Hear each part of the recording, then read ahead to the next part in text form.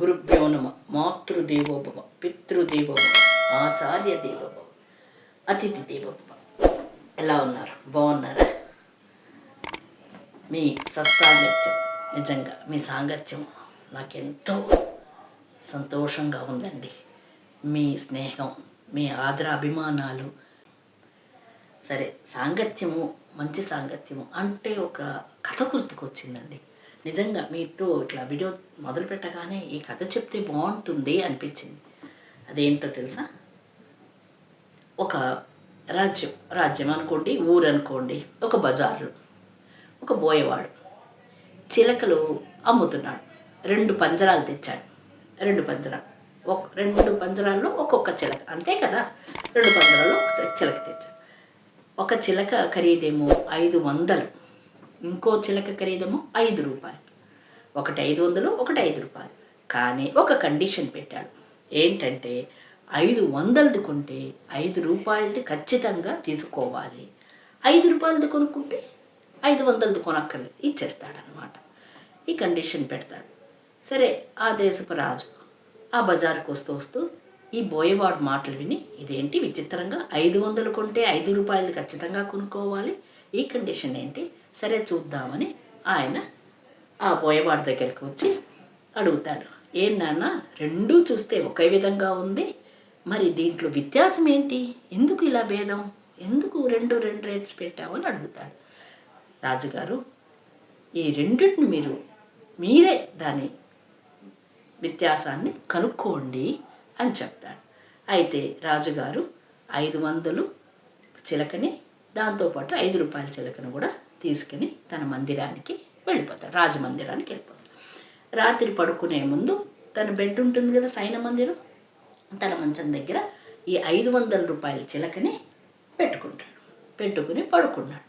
ప్రొద్దున్న 4 గంటకి ఈ చిలక ఏం చేసింది, హరే రామ హరే కృష్ణ కృష్ణ కృష్ణ హరే హరే, హరే కృష్ణ రామ రామ హరే అంటూ భజనలు, దైవ కీర్తనలు చేసి చక్కగా సుప్రభాతం చెబుతూ బ్రహ్మాండంగా పాడుతుంది. అప్పుడు రాజు ఆశ్చర్యపోయి, భలే భలే భలే ఉంది, ప్రొద్దున్నే 4 గంటకి ఎంత మంచి చెవులారా దైవకీర్తన వింటూ ఎంత హాయిగా ఉందని సంతోషపడతాడు.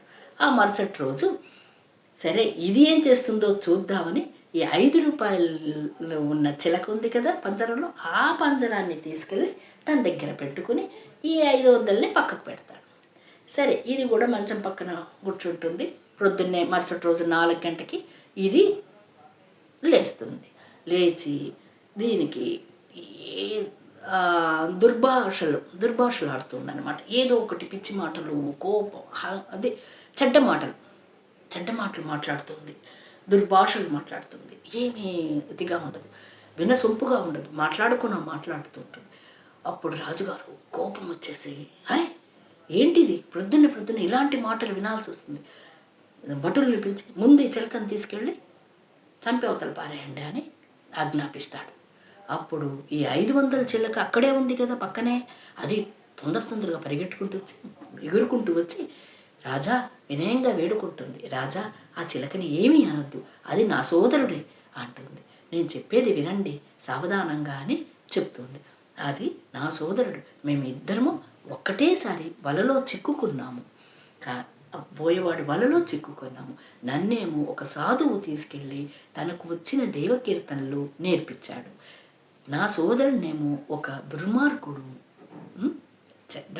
దుర్మార్గుడు తీసుకెళ్ళి వాడు ఏదేది నేర్పించాలో అవి నేర్చుకుంది. కాబట్టి సాంగత్య ఫలం ఇది, తన దోషం ఏమీ లేదు రాజా అంటుంది. చిలక నా సోదరుడి దోషం ఏమీ లేదు, సాంగత్య ఫలము, దుస్సాంగత్యం వల్ల అలాంటిది వచ్చింది, సత్సాంగత్యం వల్ల నాకు ఇలాంటి మాటలు వచ్చింది, మా లోపం ఏంటి లేదని వేడుకుంటుంది. అప్పుడు రాజు వాటి రెండింటిని బయటికి చంపకుండా వదిలేస్తారన్నమాట. ఈ కథ ఎంత బాగుంది, దీని నీతి కదా. మనం సత్సాంగత్యం చేస్తే సాంగత్య ఫలం అంటారు దీన్ని, మంచి ఫలం వస్తుంది. దుస్సాంగత్యం చేస్తే చెడ్డ మాటలు, చెడ్డ అలవాట్లు, చెడ్డవే వస్తాయి. కాబట్టి మనం అందరము సత్సాంగత్యం చేస్తూ మంచి పౌరులుగా దేశానికి మనకి మన కుటుంబానికి చక్కగా ఉపయోగపడతాం, తోడ్పడతాము, మంచివాళ్ళుగా అనిపించుకుంటాం. ఉంటాను. ఈ మీనా, మీ మీనా. Thank you. నమస్తే.